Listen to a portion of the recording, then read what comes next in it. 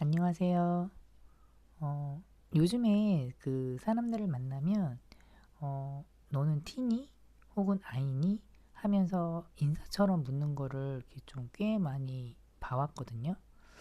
마치 예전에 우리가 혈액형이나 띠를 물어보던 것처럼 MBTI는 이제 전 국민의 필수 질문이 된 것 같아요. 그런데 이 최신 서양 심리학 테스트들의 뿌리를 캐고 들어가면 사실은 이 동양의 점술과 철학이 만나게 되거든요. 그 연결고리의 시작점에는 평생 인생은 고통이다 라고 외쳤던 철학자 쇼펜하우어가 있어요. 오늘은 이 서양 철학자가 동양의 지혜를 빌려 어떻게 인간의 성격을 분석을 했는지, 그리고 이것이 우리 조선의 사주단자와 어떻게 연결이 되는지 어, 이야기를 한번 해볼까 하는데요. 19세기 유럽의 당시 철학자들은 이성과 논리를 최고로 쳤거든요. 하지만 쇼펜하워는 인간은 논리로 움직이는 게 아니야. 우리 내면엔 설명할 수 없는 맹목적인 욕망이 꿈틀거리고 있어. 그는 이것을 의지라고 불렀는데요. 이 영감을 어디서 얻었냐면요.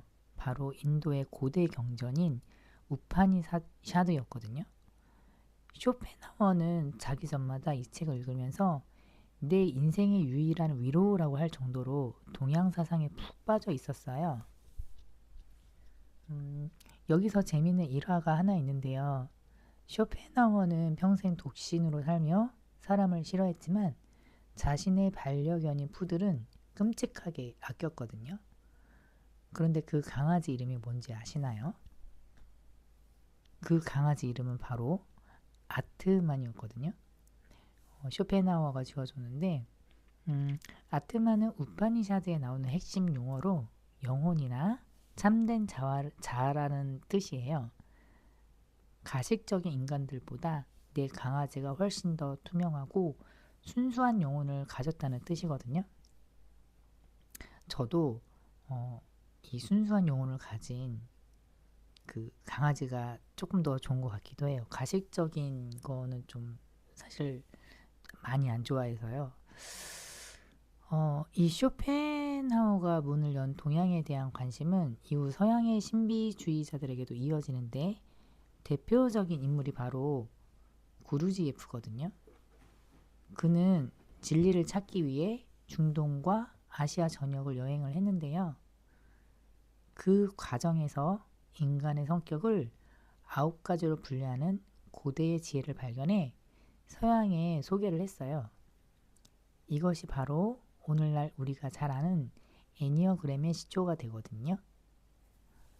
결국 구루지예프의 애니어그램이든 칼 융의 심리 유형론, 그 MBTI의 모태이든 그 뿌리는 인간에게는 타고난 기질과 운명의 패턴에 있다는 동양적 사고방식에 닿아 있어요.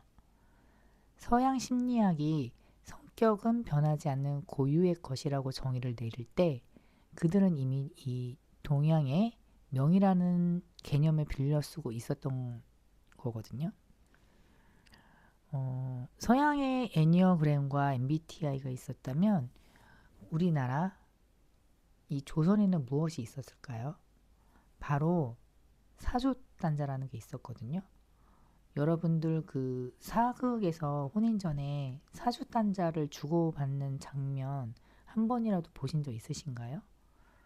저는 이 사주단자라는 거를 이 사주 명리학이라는 거를 공부하고 나서 알게 됐는데 그 생년월일이 들은 그 사주팔자 네, 그러니까 네 가지의 기둥, 사주, 팔자라는 거는 여덟 그 글자잖아요. 그래서 그 사주 팔자를 단자에 넣어서 그 상대방 혼인 전에 이제 보내는 건데 그 조선시대 선비들이 사주 단자를 교환을 했었던 건 지금으로 치면 결혼 전에 서로의 MBTI 결과지와 상세 사용 설명서를 교환하는 거랑 같거든요.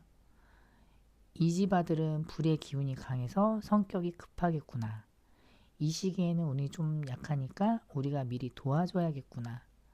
아, 우리가 불이 너무 강한데 상대방도 불이 강하면 좀 안 좋잖아요. 어느 정도 오행이 골고루 있는 게 좋으니까.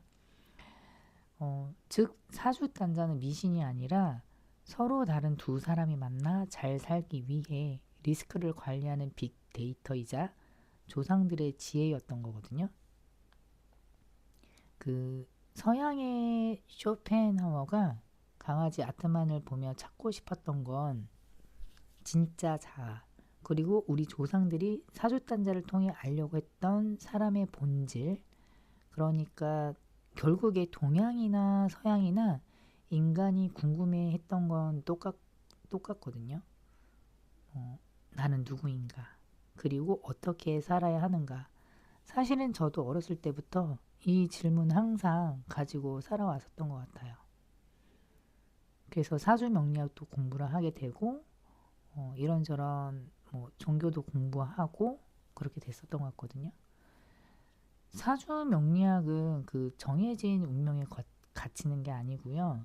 내가 어떤 씨앗인지 알고 언제 꽃을 피울지를 알아서 더 주체적으로 살아가기 위한 도구라고 생각을 합니다. 사주는 단순한 미신이 아니라 인문학이자 통계학이자 또 저는 이 자연학이라고 생각을 하거든요. 여러분들의 그 사주 속에 있는 아트만은 어떤 모습인지 아시나요? 그 쇼펜하워의 아트만이라는 거는 그 겉모습이나 사회적 지위가 아닌 변하지 않는 순수한 영혼이나 참된 자아를 뜻하고, 이 사주의 그 연원일시 중에서 그 1에 있는 거를 내가 태어난 날의 천간이라고 하거든요. 그게 사주 8글자 중에서 나 자신을 상징을 하는 가장 핵심적인 글자예요. 그러니까 쇼펜하워가 말하는 아트만이 진짜 나를 뜻하듯이 사주에서는 그 일간이 바로 우리들 이 자신이거든요. 내가 이 큰 나무로 태어났는지 혹은 촛불, 정화로 태어났는지, 저 같은 경우는 기토일간인데 이런 토로 태어나는지 그 타고난 본질을 아는 것이 바로 나의 아트만을 찾는 거거든요.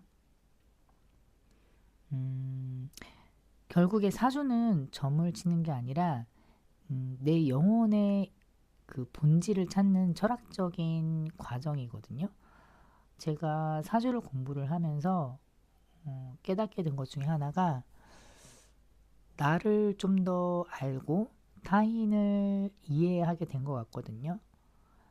나의 성격은 이렇고 다른 사람은 나랑 똑같을 수가 없잖아요. 그러면서 좀 더 이해의 폭이 좀 더 넓어졌다? 이런 의미도 있고, 그 다음에 또 하고 싶은 얘기가 또 하나 있었는데, 그 저도 사주 상담을 정말 많이 받으러 다녔는데 똑같은 사주를 가지고 말씀하시는 선생님마다 다 이게 좀 다르게 표현을 하시는 거예요. 저 같은 경우는 제 사주가 그렇게 나쁘다고 생각을 하지 않거든요. 왜냐하면 꽤 고생을 많이 해봤고 뭐 해외 가서도 공부를 했지만 20대 때 아르바이트를 해가면서 이런저런 경험을 정말 많이 했었던 것 같아요.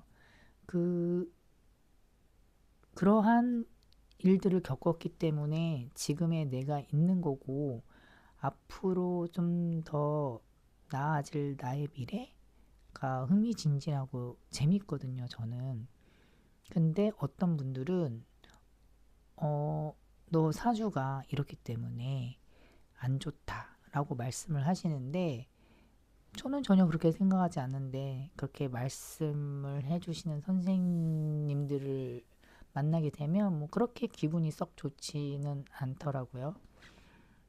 그래서 저도 좀 더 공부를 해가면서 나중에 사주 상담을 할 때 진심으로 그 사람의 입장이 돼서 뭔가 영혼의 교감 이런 걸 좀 통하면서 진실된 상담자가 되고 싶다라고 생각을 합니다.